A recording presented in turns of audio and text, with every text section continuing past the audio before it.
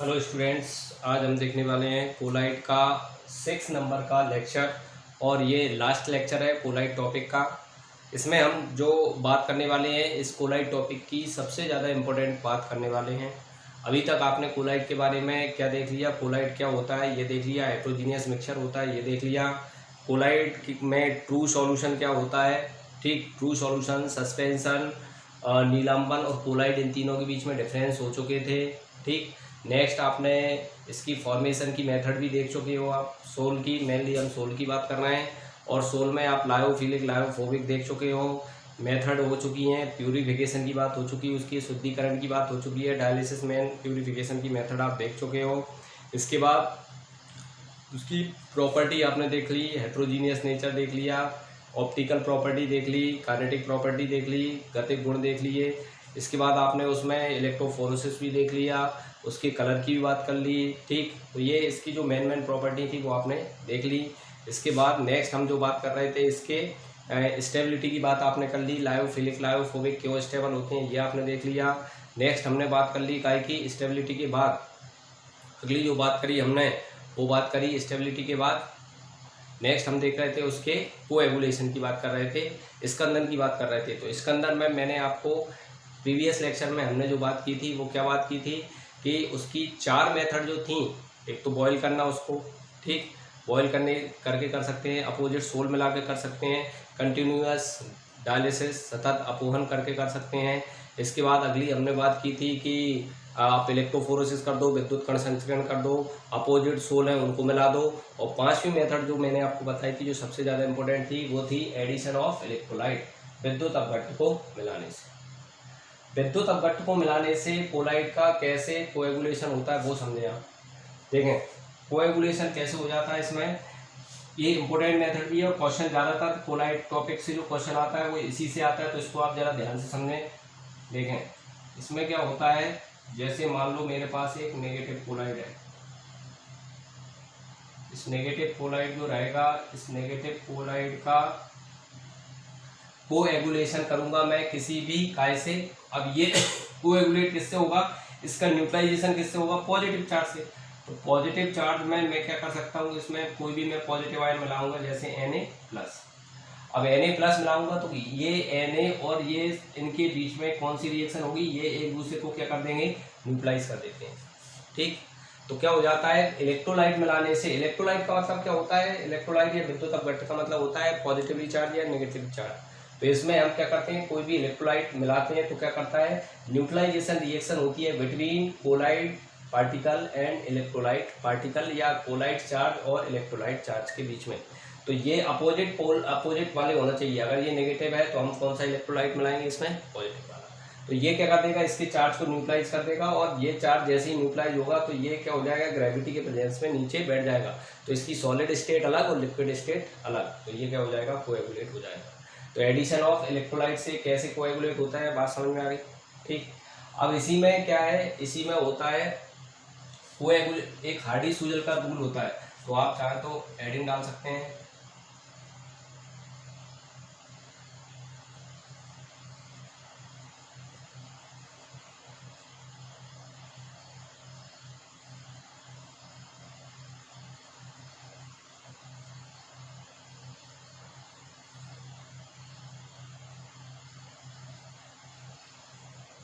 हार्डी-सूजल का नियम क्या रूल होता है, IMPA मैंने आपको बता दिया। जैसे इसी इलेक्ट्रोलाइट है, ये इलेक्ट्रोलाइट है हमारे पास कौन सा, नेगेटिव वाला। तो नेगेटिव वाले को आप क्या करना चाह रहे हो, इसको कोएगुलेट करना चाह रहे हो। तो कोएगुलेट हम क्या कर सकते हैं, सोडियम से भी कर सकते हो आप, मैग्नीशियम से भी कर सकते हो, एल्यूमिनियम से भी कर सकते हो, आपके पास सिलिकॉन है 4 चार्ज वाला, इससे भी कर सकते हो। तो कोएगुलेट तो ये किसी भी पॉजिटिव चार्ज से हो सकता है, किससे हो सकता है, सोडियम से भी हो सकता है, मैग्नीशियम से, एल्यूमिनियम से और सिलिकॉन से भी हो सकता है। सपोज मैं आपको एग्जांपल दे रहा है, जैसे मान लो हमारे पास कितने हैं, ये 4 एग्जांपल दे रहे हैं, वैसे करोड़ों की संख्या में होती है। 8 नेगेटिव चार्ज हैं और 8 नेगेटिव चार्ज है। तो अब मेरे को इनको पूरी तरह से न्यूट्रलाइज करने के लिए, जैसा कि आपको पता है एक पॉजिटिव एक नेगेटिव को खत्म करेगा, ठीक, न्यूट्रलाइज करेगा। क्या हो जाएगा, एक पॉजिटिव एक इसको न्यूट्रलाइज करेगा, तो ये कितनी लग जाएंगे, हमें सोडियम कितनी लगेंगे, 8 सोडियम लग जाएंगे, Na कितनी लग जाएंगे, 8 Na लग जाएंगे। मैं एग्जांपल ले रहा हूँ एक, ठीक। मैग्नीशियम के पास 2 चार्ज हैं तो कितने लग जाएंगे आप बताओ, 4 लग जाएंगे, 4 लग जाएंगे। ये कितने लग जाएंगे, ये इससे और कम लग जाएंगे, आप अप्रोक्सली निकालोगे तो कितने हो जाएंगे, 8 को डिवाइड करो 3 से 1.6 के समथिंग मान लो एग्जांपल, और कम लग जाएंगे। एल्यूमिनियम क्या हो जाएंगे, और कम लग जाएंगे, एल्यूमिनियम 1.6 के समथिंग। और ये कितने लग जाएंगे इसमें, सॉरी ये थोड़े ज़्यादा लगेंगे, 8 डिवाइडेड बाई 2.6 के समथिंग। और ये टोटल कितने लग जाएंगे, 2 लग जाएंगे, 2 सिलिकॉन लगेंगे। एक पर चार्ज है तो 8 को खत्म, ये मैंने एग्जांपल दिया है। तो क्या हो जाएगा इसमें, हार्डी-सूजल जो रहता है इसका लॉ क्या कहता है कि जो काम सोडियम के 8 मॉलिक्यूल कर रहे हैं वही काम 2 मॉलिक्यूल किसके कर रहे हैं, सिलिकॉन के। तो पावरफुल कौन है, ताकतवर कौन होता है, तो पावरफुल कौन होता है, सिलिकॉन ज़्यादा पावरफुल है, क्योंकि जो काम सोडियम के 8 मॉलिक्यूल कर रहे हैं वही इसके 2 कर रहे हैं। तो ये कोएगुलेशन करने की क्या है, पावर। तो ये क्या का क्रम है, कोएगुलेशन पावर का ऑर्डर। कोएगुलेशन मैं इधर लिख देता हूँ उनको,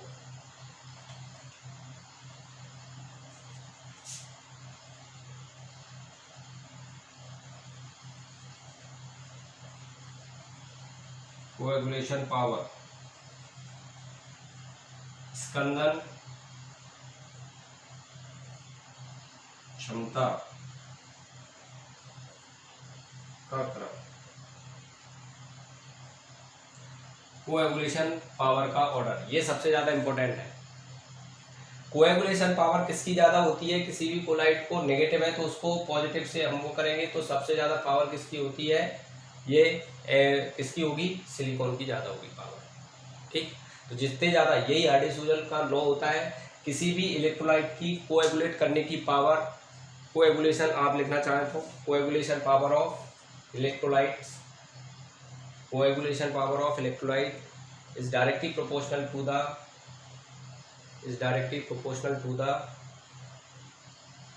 charge और वैलेंसी ऑफ इलेक्ट्रोलाइट, चार्ज और वैलेंसी ऑफ इलेक्ट्रोलाइट, ठीक। हिंदी वाले लिखेंगे, किसी विद्युत अपघट्ट की स्कंदन करने की क्षमता, किसी विद्युत अपघट्ट की स्कंदन करने की क्षमता उस पर लगे आवेश के समानुपाती होती है। किसी विद्युत अपघट्ट की स्कंदन करने की क्षमता उस पर लगे आवेश के समानुपाती होती है। तो ये कोएगुलेशन की क्या है, क्षमता होती है। अब ये तो क्षमता का क्रम है, ज़्यादातर ये है, लेकिन अगर हम वैल्यू की बात करें तो अभी हल मैंने आपको बोला था ये 8 लगते हैं, तो वैल्यू का क्रम क्या हो जाएगा, वैल्यू या मान संख्या में कौन जाता है, सोडियम। तो Na सबसे ज़्यादा वैल्यू रहेगी, फिर मैग्नीशियम की, फिर किसकी रहेगी, एल्यूमिनियम की, और ये किसकी रहेगी, सिलिकॉन। इकाई का क्रम है वैल्यू, कोएगुलेशन वैल्यू।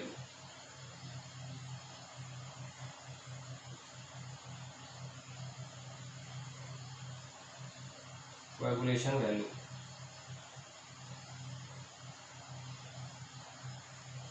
स्कंदन मान का क्रम, आ रही बात। तो कोएगुलेशन पावर क्या होती है, जिसपे चार्ज ज्यादा है उसकी पावर ज्यादा है, और जिसपे चार्ज कम है उसकी वैल्यू, ठीक। तो आप इसको एक बार नोट डाउन करें। नोट डाउन करने के साथ साथ आप ये भी देखें, एक्चुअल में ये जो सोडियम हम दे रहे हैं, तो ये सोडियम या ये वाला सोडियम जो रहता है वो एक्चुअल में काय के रूप में देंगे, NaCl के रूप में देंगे। मैग्नीशियम को किसके फॉर्म में देंगे, MgCl2 के फॉर्म में देंगे। एल्यूमिनियम को किसके फॉर्म में देंगे, AlCl3 के फॉर्म में देंगे। और सिलिकॉन को किसके फॉर्म में देंगे, SiCl4 के फॉर्म में। ये क्या होता है, कोएगुलेशन करने के लिए ये इसके फॉर्म में देंगे। Cl इसमें कॉमन रहेगा और ये Na अलग अलग है, इस पे 1 चार्ज, इस पे 2 चार्ज, 3 चार्ज, 4 चार्ज, तो इनके फॉर्म में देते हैं। ऑप्शन में जो आपको मिलेगा वो ये इस प्रकार के ऑप्शन मिलेगा, आई बात समझ, ठीक। चलिए अब ये तो क्या था, ये हमारा नेगेटिव टाइप का कोलाइट था। अगर हमारे पास पॉजिटिव टाइप का होता तो हम क्या करते, तो आप इसको एक बार नोट करें, फिर हम पॉजिटिव वाले की बात करें।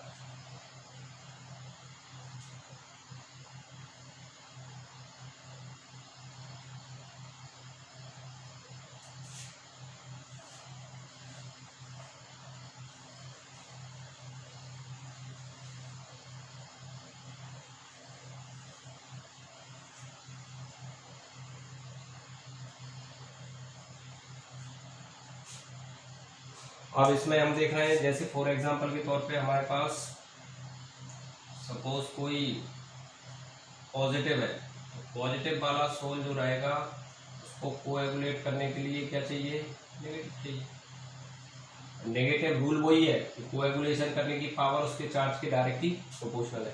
तो इसमें हम क्या ले लेंगे, जैसे Cl ले लेंगे, Cl से हो सकता है, SO4 डाई नेगेटिव से हो सकता है, PO4 पाई से हो सकता है, ट्राई नेगेटिव से हो सकता है, एक होता है कोऑर्डिनेशन कंपाउंड FeCN6 4 पॉजिटिव, इससे हो सकता है।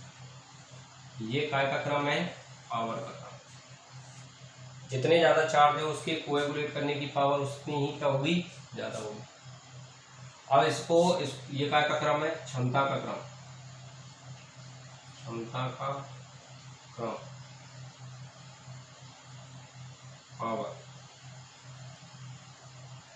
पावर का क्रम है। इसका उल्टा क्या हो जाएगा, एलू का order, Cl SO4 die negative, PO4 3 negative, FeCN6 4 negative. ये काय का ऑर्डर है, एलू का ऑर्डर है, मान का क्रम है।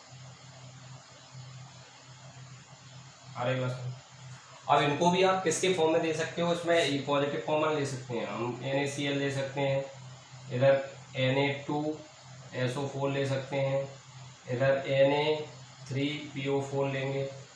कुछ नहीं है, जितनी नेगेटिव है उतनी सोडियम आगे लगाते जाओ, बस वही है। तो ये क्या हो जाएगा, Na4 FeCN6। तो ये कोएगुलेशन क्या करने का, हार्डी-सूजन का लॉ जो था आपने देख लिया, इसमें कोएगुलेशन कैसे करते हैं वो आपने देख लिया, ठीक। तो इसको आप, ये क्या हो गया, पावर का ऑर्डर, ये है वैल्यू का ऑर्डर। जिस पावर किसकी ज़्यादा है, जिस पे चार्ज ज़्यादा है उसकी पावर ज़्यादा है, जिस पे क्या है चार्ज कम है उसकी वैल्यू ज़्यादा है। नोट डाउन करिए, फिर हम आगे की बात करें।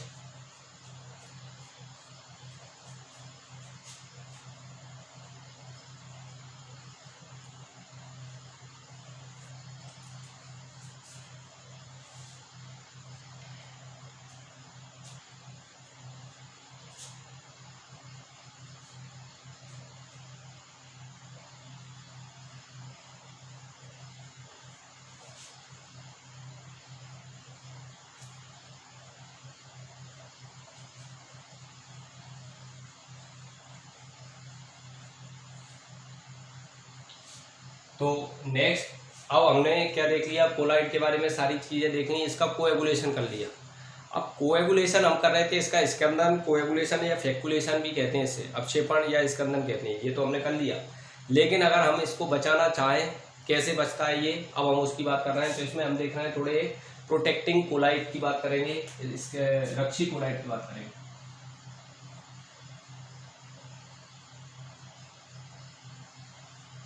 प्रोटेक्टिव कोलाइड, रक्षी कोलाइड।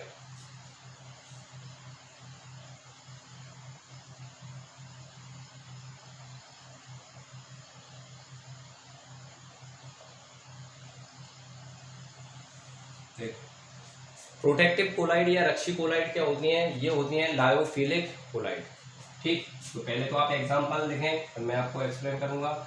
उदाहरण इसके होते हैं लायोफिलिक,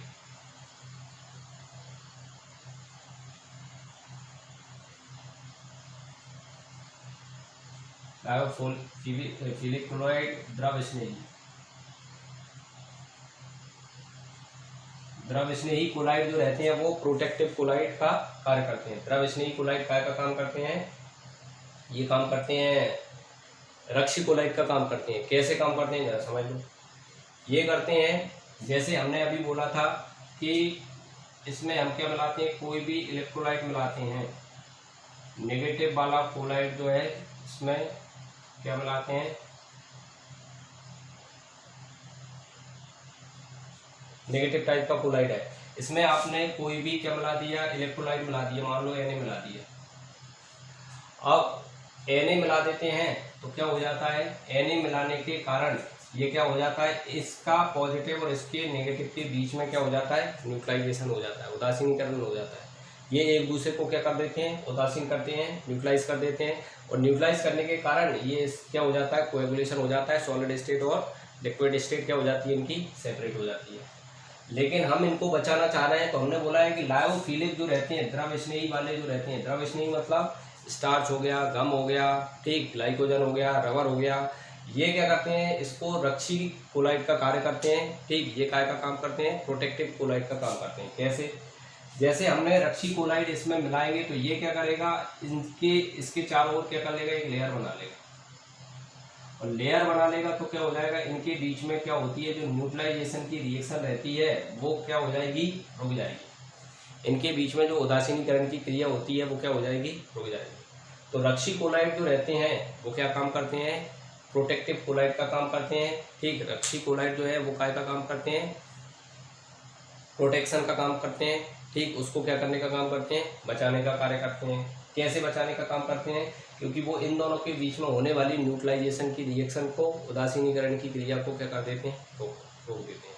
तो क्या होता है, इसमें आपने लिखा है प्रोटेक्टिव कोलाइट, तो प्रोटेक्टिव कोलाइट में क्या लिखोगे आप, lyophilic colloid work as a protective colloid because it prevent, lyophilic colloid work as a protective colloid because it prevent neutralization reaction of colloid particle, colloid charge and electrolyte charge,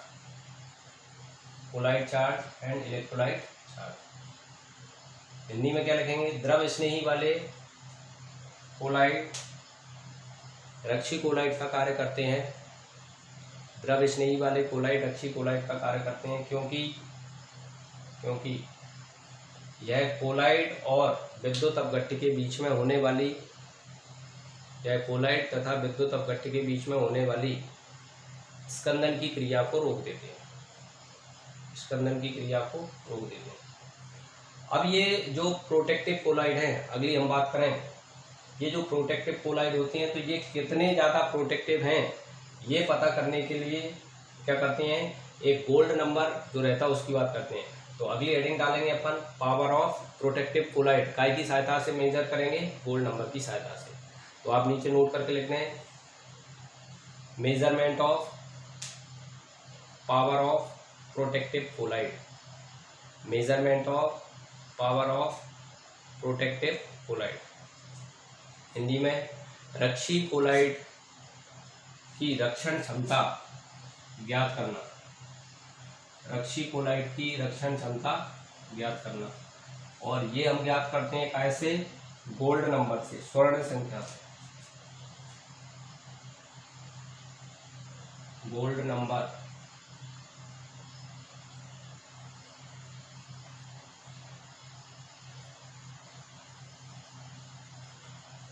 अगली heading है हमारी स्वर्ण संख्या, gold number. Gold number क्या होता है, इस एक स्टैंडर्ड वैल्यू है, एक जिग्मोंडी नाम के वैज्ञानिक हैं, उनने इसको बनाया है। तो क्या होती है, जरा आप इसकी डेफिनेशन समझ लो, देखिए जरा।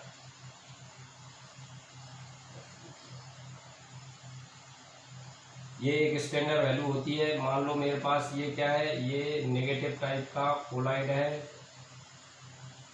और ये कोलाइड मतलब सोल है, ठीक। और ये कितने ml है, 10 ml, 10 ml gold sol, 10 ml काय का सोल है, ये गोल्ड का सोल है। अब ये 10 ml गोल्ड का सोल जो रहता है, इसका हम कोएगुलेशन कर सकते हैं 1 ml 10% NaCl solution, NaCl villain कैसे कोएगुलेशन कर सकते हैं। 1 ml अगर हमने इसमें 1 ml 10% NaCl का सॉल्यूशन इसमें ऐड कर दिया तो इसका क्या हो जाएगा, कोएगुलेशन हो जाएगा, इसका स्कंदन हो जाएगा काय का, गोल्ड के 10 ml सोल का। लेकिन हम इसको बचाना चाह रहे हैं, हम इसको कोएगुलेट नहीं होने देना है। तो कोएगुलेट नहीं होने देना है तो आपको क्या करना पड़ेगा, इसमें ऐड करेंगे क्या, अमाउंट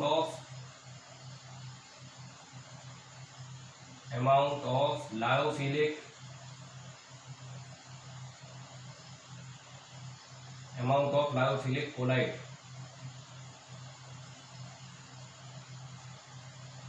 इन मिलीग्राम, फायर में मिलीग्राम में। द्रव स्नेही की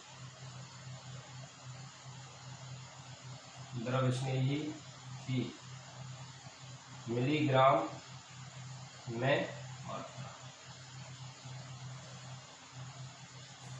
तो द्रव स्नेही की हम मिलीग्राम में मात्रा मिला देंगे तो जिसके कारण इसका कोएगुलेशन हो जाएगा। तो गोल्ड नंबर क्या होता है, गोल्ड नंबर होता है मिलीग्राम में लायोफिलिक जो रहता है उसका अमाउंट, उसे गोल्ड नंबर कहते हैं। तो गोल्ड नंबर की स्टैंडर्ड वो बात करें क्या होता है, 10 ml gold sol, 10 ml gold sol precipitate by 1 ml 10% NaCl solution. It prevent coagulate, it prevent नहीं 10 ml gold 1% 10 ml gold sol coagulate by 1% 1 ml 10% NaCl solution, 1 ml 10% NaCl solution।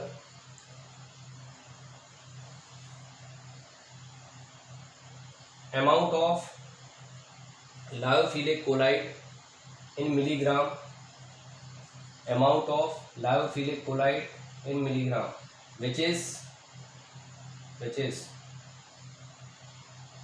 prevent coagulation, amount of lyophilic colloid which is prevent coagulate of this solution, amount of lyophilic colloid which is prevent coagulation of this solution। Hindi में क्या लिख सकते हैं, 10 ml gold के soul का Skandan, 10 ml gold के soul का Skandan 1 ml 10% NaCl के विलयन से होता है, 1 ml 10% NaCl के विलयन से होता है। इसे स्कंदन करने से रोकने के लिए मिलीग्राम में जो द्रव स्नेही की मात्रा लगती है, मिलीग्राम में जो द्रव स्नेही की मात्रा लगती है, मिलीग्राम में जो द्रव स्नेही की मात्रा लगती है उसे द्रव स्नेही की स्वर्ण संख्या कहते हैं। अब मैक्सिमम जो गोल्ड नंबर रहता है वो रहता है किसका, स्टार्च का मैक्सिमम रहता है 25 मिलीग्राम। मतलब 25 मिलीग्राम आपने स्टार्च इसमें डाल दिया तो ये इसको कोएगुलेट होने से क्या कर लेगा, रोक लेगा। तो मैक्सिमम किसका होता है, स्टार्च का होता है, याद रखना है 25 मिलीग्राम लगता है। मिनिमम न्यूनतम किसके लिए है, जेलेटिन के लिए।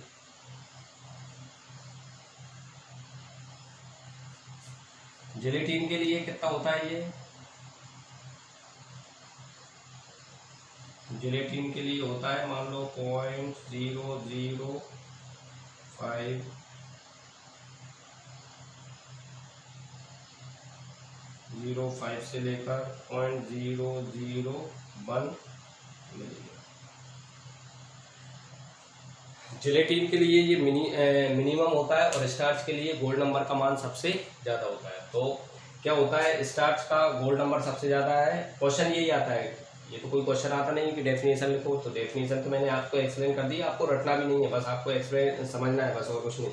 बस जो प्रोटेक्टिंग जो गोल्ड नंबर सबसे ज़्यादा है वो किसका है, स्टार्च का, और मिनिमम किसका है, जिलेटिन का। आप एक बार इसको नोट डाउन करें, फिर थोड़ी सी बात कर रहे हैं हम, आप इसको अच्छे से लिखें।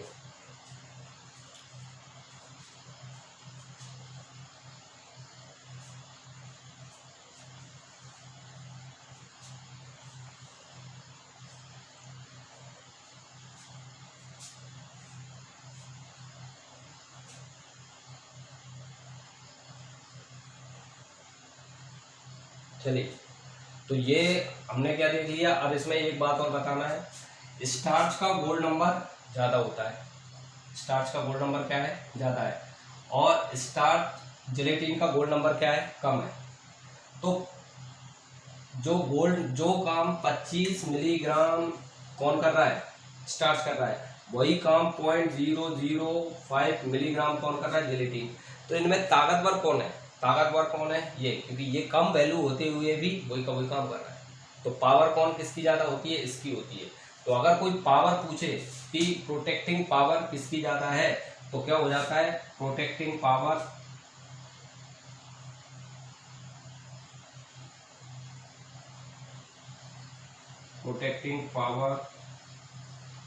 Directly proportional 1 gold number.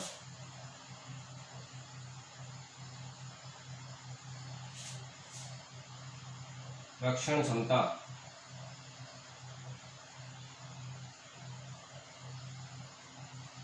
ठीक। तो रक्षण क्षमता गोल्ड नंबर के क्या होती है, अपोजिट होती है। तो अगर क्वेश्चन आता है कि गोल्ड नंबर मैक्सिमम किसका है, स्वर्ण संख्या किसकी अधिकतम होती है, तो आप क्या बताओगे, गोल्ड नंबर सबसे ज़्यादा किसका है, गोल्ड नंबर है स्टार्च का ज़्यादा, और मिनिमम किसका है, जिलेटिन का। वैल्यू याद हो जाएगा, ठीक है, नहीं है तो कोई दिक्कत नहीं। और पावर किसकी ज़्यादा है, प्रोटेक्ट करने की पावर किसकी ज़्यादा है, प्रोटेक्ट करने की पावर होती है किसकी, जिलेटिन की प्रोटेक्टिंग पावर ज़्यादा है, और स्टार्च की प्रोटेक्टिंग पावर कम है।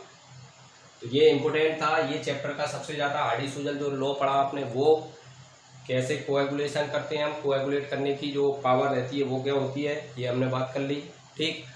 कोएगुलेट कैसे करते हैं, कोएगुलेशन करने की वैल्यू क्या होती है, उसका मान क्या होता है, उसकी पावर क्या होती है। तो पावर जिसकी ज़्यादा होती है, जिस पे चार्ज ज़्यादा होते हैं, और वैल्यू किसकी ज़्यादा होती है कोएगुलेट करने की, जिस पे चार्ज क्या होता है, कम। फिर आपने प्रोटेक्टिंग कोलाइड देख लिए। प्रोटेक्टिंग कोलाइड कौन होता है, लायोफिलिक कोलाइड प्रोटेक्टिंग कोलाइड होते हैं, पक्षी कोलाइड होते हैं। और इनको पावर कैसे नापते हैं कि कितना ज़्यादा पावर है इनमें प्रोटेक्ट करने का, तो उसके लिए आपने गोल्ड नंबर देख लिया। ये एक स्टैंडर्ड वैल्यू है, इसमें 10 ml गोल्ड का सोल होता है, इसका कोएगुलेशन 1 ml 10% NaCl के सॉल्यूशन से करते हैं।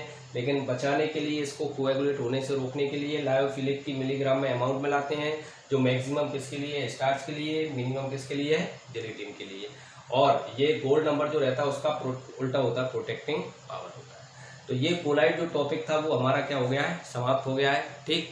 तो आप इसको कोलाइड में, आपको मैंने पहले ही बोल दिया है कि आप चाहे 12th में हो, चाहे आप AG से हो, चाहे मैथ वायो से हो, जो क्वेश्चन है वो एकदम ईजी आ जाता है। और ज़्यादातर जो हमने ये वाला लेक्चर देखा है उससे ज़्यादातर आने की संभावना है, और उधर वो एग्जाम्पल वगैरह देखे थे उनसे। तो आज हम क्या देख रहे थे, ये हमने आज ख़त्म कर लिया। अब ये जो सरफेस केमिस्ट्री है, इसमें 2 टॉपिक बचते हैं, एक तो कैटेलिस्ट और एक हमारा क्या बच रहा है, एडजॉर्प्शन। तो और इसके कुछ क्वेश्चन भी हम देखेंगे, जब तक आपको DPS और सीट प्रोवाइड नहीं हो पाती है तब तक हम इसके क्वेश्चन भी देख लेंगे कि किस टाइप के इससे क्वेश्चन बन जाते हैं, उनकी भी हम बात करेंगे, ठीक। और अच्छे से आप पढ़ें, ठीक। जब तक के लिए जय हिंद, जय भारत।